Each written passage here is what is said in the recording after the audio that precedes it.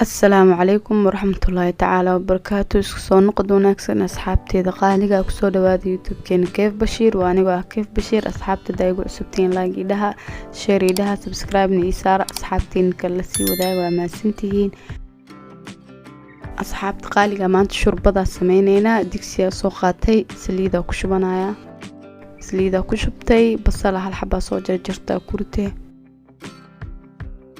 shurbada ramadaanka soo dhigay marka waxa rabay ayadoo gooni ah inaan soo duubo marka waa ka maanta ayadoo gooni aan soo duubay basal soo jarjarta ku shubay marka waxa rabay inaan shiilo xoogaa yar marka basho xeer shiilmato waa arki doontiin waxyaabeen kala ku soo darsanayna sidoo kale maanta waxa isticmaalaynaa malaay ku soo darsanayna